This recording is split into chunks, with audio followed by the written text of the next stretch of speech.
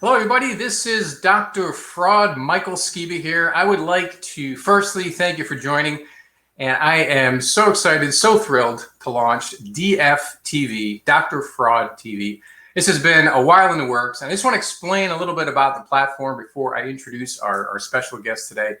So the idea behind DF TV was to increase awareness of fraud. You know, we all know how much of an issue it is. There's scams and schemes going on every single day, especially now in this current environment. So the idea here is to focus on a different area of fraud in each episode. And as many of you know, I'm feeling very caged right now because I've never been in one area so long in my life. As you can see, I'm broadcasting from my home office. Now, normally it's not going to happen. I'm going to be on the road, traveling to great locations, meeting all of you, talking about some of these scams going on. And one, it's to increase awareness of fraud and the fraud problem. Two, it's also to create some preventative knowledge to circulate that. So to protect you and your families, whether you're going to use this on a professional level or a personal level. So it's to increase that awareness. And three, to have some fun. So we're going to go on some adventures. So today, in the first episode of WTF, we're going to be traveling all the way to New England, and we're going to be discussing the case of the Phantom Lexus. So I have, as the series premiere first episode of WTF, I have Mr. Joe Stevenson. So Joe, welcome. Thank you, Mike, or Dr. Fraud. Thank you very much for having me. And let me just explain a little bit about Joe. Joe is the social media, he's the go-to guy, if you will. So Joe has a long background in investigations and social media. He is the Director of Digital Intelligence for Intertel, which is an international recognized expert in the field of social media and open source intelligence. And he has over 30 years of investigative experience, public, private sector. And he worked, both. Now, Joe, you were a law enforcement for a period of time? I was for 17 years and then morphed over into the insurance fraud industry, where I have spent the last 13 years-ish in that. So, yeah, working my third career now. Okay, very good. And you also have been very active in industry groups as well. Second VP, Northeast chapter of IATI, former board of directors, IASU, and past president, New England chapter, IASU. You are a regular contributor to SIU Today, AFA newsletter. Very busy guy, Joe. Do you sleep at all, or? I get more sleep than you, I think, Dr. Okay. You're a lot more active than I am, my friend. Duly noted. So Joe, we're going to tackle today, fraud in the social media space, and I mean, social media, and especially now more than ever. I mean, even you see law enforcement bulletins every day about how more people are online than ever before at this moment. So right now, I mean, the social media environment is the bandwidth is just incredible. So what we want to tackle is social media fraud, and specifically, I mean, we could talk for a month on that alone. So what we decided to do this first episode is really drill down into not only one social media platform, which would be Facebook, but even a drill down further into the marketplace. Because I mean, even myself, I end up browsing on the marketplace all the time. And I mean, I get enticed to even just open up some things and look at them. So what we're going to focus on in this episode is a specific fraud involving a Lexus, but also, to increase awareness on what you can do, again, from a personal and professional level to avoid these type of frauds from happening. So just some disturbing statistics. And, many of you know, I also wear an academic hat. So a lot of these things come across my feed. And I remember, I read a really great study. It was released. It was a Q3 study from 2019. And they looked at I think it was over 1 billion different transactions and logins on social media. And what they found, this is crazy, is about over half, I think it was like 53% of those logins were fraudulent. Okay. So that's more than half of the people that are logging in. And another quarter, I think it was maybe a third or a quarter of the profiles that are on Facebook are fake. Okay. So I mean, just think of these statistics. I mean, Joe, you and I know we both worked in this field for over 2 decades. I mean, when you have when you're up against those type of statistics, I mean, fraud's going to ensue. Right. Well, and they talk about the new accounts 25% being fake, but we're running into a lot of social engineering out there. I mean, it's prevalent. Somebody calling up your cell phone provider and pretending to be you or someone else and eliciting information and getting a control over your account. That's why two-factor authentication and all these other security measures become so much more important nowadays in trying to stem that tide of fraud. And in Facebook is a perfect example where you see accounts being taken over on a regular basis, especially business accounts. At least that's my experience, so that they can do and perpetuate the fraud. I think, everybody has probably heard about the grandparent scam on Facebook. Somebody takes over and becomes the grandchild or the grandson. They used to do it by phone where they would call up and say that they were stranded, traveling somewhere and needed money wired right away. Well, now the idea is I create a clone Facebook page, friend of my grandparents, whoever I figured out are relatives on the real one, and then slowly develop this, exchange with them to eventually ask them for money. So that grandparent scam has been around for a long time, as are, the Facebook surveys, right? Those are another great example of social engineering at its best. Is it a game or is it an interrogation, right? What's the first concert you ever went to? What's the top 5 or your first 5 cars that you ever had, and what's the model? What's your favorite colors? All those are security answers when you go in and you try to log into your bank or something else, right? What was the first concert you went to? Well, when I ask you what your top 5 are, you're always going to list the first one that you ever went to first, right? So if I ask you what your first 4 cars were, you're going to put your first car in there. Well, if you put in that it was a Mercury Marquis, then I already know probably one of the answers to the security questions for your bank. It's no longer about social security number and dates of birth and mother's maiden names. We've tried to go through all these other security test questions, and then somebody gets creative and creates a Facebook game that essentially just elicits all that information from you.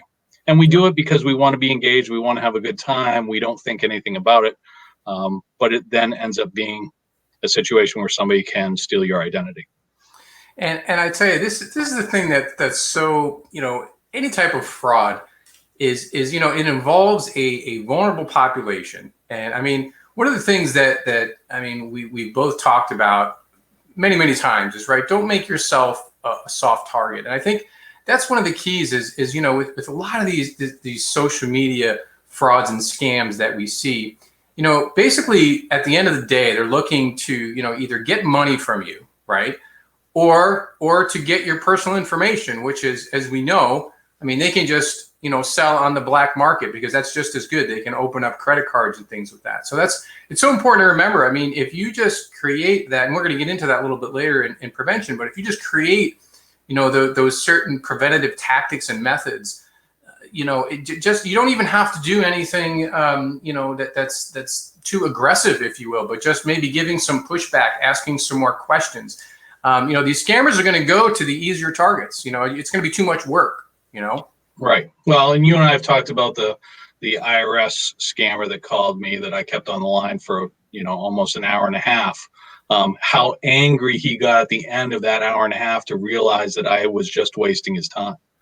Because that kept him and that phone line tied up for, so much time where I was no longer a viable candidate for him for that fraud. And right. He's lost the opportunity to maybe make money off of somebody else. So, right. And it gets difficult, right? How do you figure out what a fake profile is? Like, we've created them for research purposes, right? I have one. I've had one for a long time. And when you think about how to point out or find a fake profile, kind of think, if you have your own, how it's set up, right? So there's never a profile pic. There's never a cover photo, or if there are, it's objects, it's scenery. It's not a close-up photo of somebody. It's somebody turned, from the backside, or a profile view that you can't see any facial features on. And even if they have all their privacy settings on, if you go into their photo albums and you click on profile pics or cover photo pics, there's only one. Yep. then you know that that's not an active profile. Right. So, I Right. mean, looking at the different things, and I also find that a lot of fake profiles don't have any privacy settings turned on anyway. Right. So then you can see that they have 0 friends, no post or very limited posts. Yep. It's just pay attention to that. Yep. And if somebody tries to friend you, look for those high quality photos and really good looking people that you don't know. Why is the supermodel asking to be my friend? Why is it a photo shoot quality photograph that they're Right. using as their profile pic? When most people just use selfies off their iPhone. Right. So, right. Exactly. And I just wanted to also throw this too. I didn't mention this in the beginning. This platform is designed to be very engaging. This is what we want. So please, there's a chat that I have access to. If you have questions and want to discuss things, please do that, or you can message me privately. So the idea is for us to make this worthwhile for you, for the community. So again, please, we have some things we want to talk about, but we really want this to be engaging as well. So please don't hesitate to message me during this, and we can hit some topics. So Joe, I want to talk a little bit about. I want to get into, specifically Facebook, the marketplace, right? Because, we know, again, right now, a lot of people, they have more time at home, more time in front of the computer. So they're looking for things to buy. And also people maybe looking to sell more things, they're cleaning out their garage and things. So I think the traffic on Facebook now is very high. So, I mean, let's talk about, I'm going to start off with a perfect example. So this right here, right? So I purchased this through the marketplace, and this is a perfect example of an item that was not what it claimed. So we're going to put that under that type of scam under the quotes of an item. I wouldn't say it was counterfeit, okay, because it does do its job, but for the price point for this product, the expectation was sold as much higher than it was. I could tell immediately out of the box, even the way it was packaged. It was a little bit shady. So there's so many of those things, and to say that Dr. Fraud got duped, I mean, I can say that. I mean, it's so easy to do. I did my due diligence, but it happened. So let's talk a little bit about that. I wouldn't necessarily say fake or counterfeit. I mean, the name on it is not a fake name, but let's talk about those items that are upsold a little bit. Well, and I would go as far as to say a lot of them are counterfeit and they are fake. You're not the only one who got duped. I was looking for an iPhone gimbal, I think it's called S Move or whatever. It tracks your movement. When we're doing presentations, I want to be able to set something up on a table and have the software track me as I walk because I'm a pacer. And I saw this thing and I'd researched it for a while, and it's typically $120, $150 on Facebook Marketplace, or actually just Facebook, and one of the ads popped up and this thing was $59.99. Had all the software. Yeah, wow, what a bargain, half price. Yeah. And I bought it. What did I get back? I got a small white box from China with a plastic tripod in it. That was all it was. It was no more than $3. Right. It was nothing like the ad had said. And I think that's the biggest thing, the biggest takeaway that people need to have when they're dealing with Facebook, whether that's an ad or whether that's on Marketplace, is there's no recourse for you, right? This isn't buying it from Amazon where you can challenge it. Maybe you can get away if you're using your credit card with disputing the sale or what you got. But most of the time, like in the case of my thing, they told you 6 to 8 weeks. Well, now 2 months have gone by. Now you're trying to challenge it on your credit card bill. There's going to be a struggle there. So you really have to think about how little protection you have on Facebook when it comes to these things. Right. And that's a point just to hit home too, because there's, you have to do your due diligence up front. I think people get so used to, Amazon and Amazon Prime and clicking, and they do have those precautions in place. Facebook is totally different. I think people forget that. It's worth definitely mentioning that again. Take that little extra step you would, if you were purchasing something through the marketplace. Yeah, the old adage of if it's too good to be true, it is absolutely factual. There's a reason we have that saying, right? And I see Marketplace, a lot of the times it's cars, trucks, electronics. I see a lot of fraud within those. The 3 to 6 year old vehicle, really low mileage or average miles, but thousands under value. not sold as salvage, not sold as damaged. The little old lady from Pasadena, one owner, those type of things.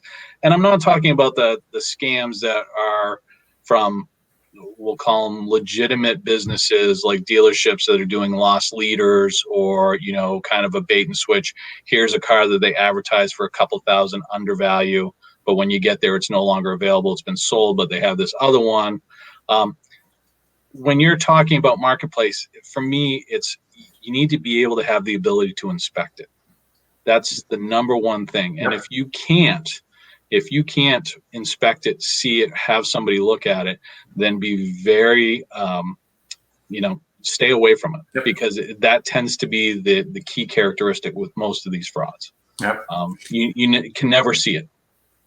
So, Joe, tell me a little bit about, so again, being that we're virtually traveling today, right? So we're going to go on an adventure, the case of the Phantom Lexus. So explain to us a little bit about this case, what happened, lessons learned about this specific case. So we have to picture we're driving now off to beautiful New England, and we're gonna investigate this case right now. Yeah, so this came up. Obviously, I used to work for a carrier that dealt with classic rare cars in their SIU, and so a lot of times we had clients who got duped through Craigslist or Marketplace or some of these others, and you could start to see these telltale signs. And this is one of those cases that's very similar to this. 2016 Lexus GSF. It's in the ultrasonic blue color, which is fairly rare, low miles, but listed at a price of $26,000 on Marketplace. Right. Now, that's about 20 grand under where it should be. So in today's market, we would be looking for that car to run about $45,000. And now you're talking almost half of it off. And that's really enticing for people, especially people who collect cars or are into a certain type of car like a Lexus or Toyotas. You see something and then they have that, that kind of that story behind it.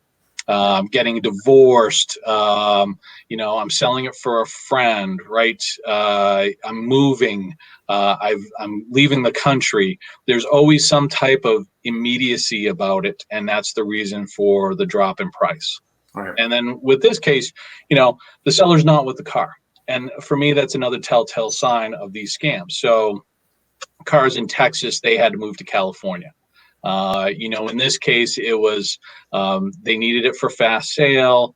They wanted to get rid of it. They weren't using it. It was unnecessary for them. All they needed was $5,000 down. They had other people looking at it. So the first person with the $5 grand down is the one that gets the car. So you really got to act fast now. The car is with a broker. It's being cleaned and ready for transport. I've got all these things set up for you, right? So as soon as I get that $5,000 down payment, which, oh, by the way, there's a lot of scams out here on Facebook Marketplace, so don't take my word for it. Why don't we use a legitimate intermediary like NADA? Yep. Now, NADA is a guide to pricing vehicles. They don't do wire transfers. They don't handle sales contracts. And but these fraudsters will set up fake websites that have a twist on the NADA name. I think NADA is .org maybe. So they'll do a .net. They'll add some words or hyphens in front of that website so it looks like it's going to NADA. They'll still have the logos. They'll put all kinds of things up there to make it look like it's a legitimate business. Yeah. And they'll use that as the wire transfer. And then they'll do the same thing with transportation. So in this case, it was, okay, we're going to suck you in for that $5,000. They actually got the $5 grand. And a lot of times you'll see them stop at that, but they knew that this buyer was so willing and so, excited about this car that they kept pushing. Yep. So, all right, it's ready for transport. Here's the fakes transporter. Why don't you call the broker and then pass it off to somebody else who sounds a little bit more like they're the broker. They're arranging transport. Well, we need 50% down now because it's getting for transport. Yep. And then, of course, okay, you pay the rest when it gets here. Yep. So now they're up to $15,000, we'll say, was paid. and of course the vehicle never arrives. It never existed. It's just a complete fabrication of everybody's mind. A few doctored photographs that they steal from a different website and throw it up. So and it's unfortunately it's something that happens on a regular basis. Like it amazes me how much fraud is out there on Facebook Marketplace. And what I see now more than anything else is when you're going through the marketplace, if you start looking, you'll see that it's not an individual selling this, it's a business. And the business is just a really unusual name. It doesn't seem to have any rhyme or reason with it. You may even see the businesses out of one area of the country and they're selling in other areas of the country. So something might be for sale in Idaho and the business is based out of Chicago. Right. It doesn't make any sense whatsoever. And the business scam seems to be coming up further and further. And so basically all the flags were there on that case. Oh yeah, absolutely. Right from the get-go, unable to see it. And again, that's what I go back to is if you can't have somebody like, we're talking about a big money purchase for the majority of us, $26,000 is not cheap money. $5,000 is not, cheap money to be putting down on a down payment. And you can't inspect this thing. Right. They can't send you any additional photographs other than the ones that are already on Marketplace. Right. They can't give you anything that looks like a real photograph that hasn't been, done with studio lights. And I mean, you have to pay attention to what these things are. And when you start to get that funny feeling, just back away. And I just wanted to make a couple of comments. I'm monitoring the chat, and I see Inge made a comment just to that about the pictures. And it's so important, the pictures. I mean, they can just true telltale sign, because as we know, you can Google an image easily, save it, post it. I mean, it's so easy to do. So that is such it could be a treasure trove of information, is right in the photos themselves. Right. And good point, Mike, is that what I would suggest is anytime you start to get something like you feel it's a little hinky, is grab that photograph, run a reverse image search on Google, because if they've stolen it off the internet, which most of them have, you're going to see other listings. Or what you may actually see is that there's other Facebook listings in other cities throughout the country. Right. And that's another telltale sign that it's bogus. They're just throwing this out there and trying to grab as many people as they can through that fraud. Yep. And so Joe, I got to request a private message to see if we can find a live Facebook marketplace. So isn't that always a no-no in our job, right? You never go live when you're presenting. I'm down for it if you are. So I say let's try it. So I'm going to while we're still chatting, I'm going to log into Facebook now. Interesting to note, we do have fake profiles set up, and you're searching, of course, and you're doing some investigative background type work. You don't want to use your personal, profile, that's for sure. Never. So while we're chatting, let me log in, and then we're going to try to do a screen share. So we're gonna try to find one live here for you. All right, and I'll give it a couple of pointers while you're doing that. Please. A few other things to look for is when you're trying to deal with somebody and you suspect something's fraudulent, phone numbers that are voice over IPs, those are good classifications of being maybe fraudulent. Free email addresses, like Gmail or GMX. Somebody can't give you a business email, but they're selling it as a business. That's always another telltale sign. So look for those things. Again, kind of just make sure that you're doing your due diligence before you drop the money.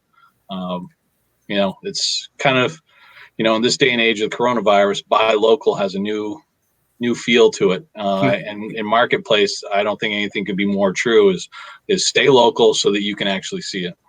100%. All right. So look, so hopefully the audience is seeing the Facebook. So this is our fake profile here. All right. So let's go to all right. We'll just Joe, you and I can tag team. We'll just jump right in. So let's go to Marketplace first.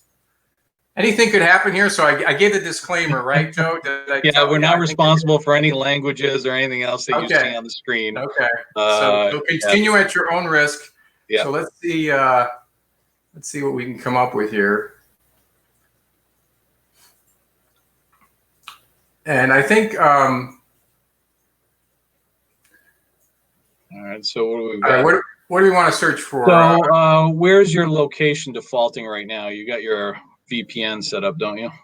Yeah, it's St. Louis. All right, that's fine. So yeah, just leave it there. That's fine. Okay. Now, like I said before, vehicles and electronics, I tend to see a lot more. I've been shopping a lot for tractors lately.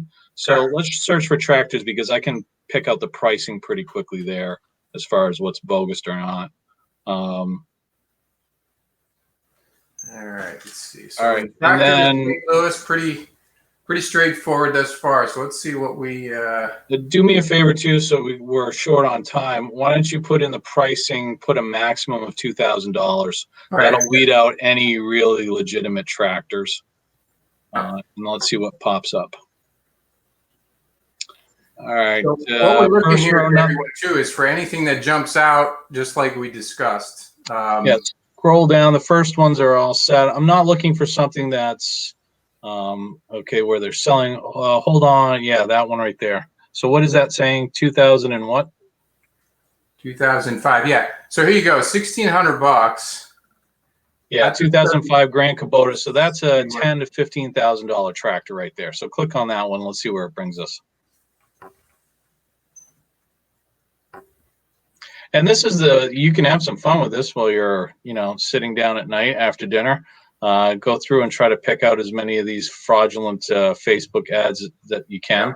And there are tons of them. There we go.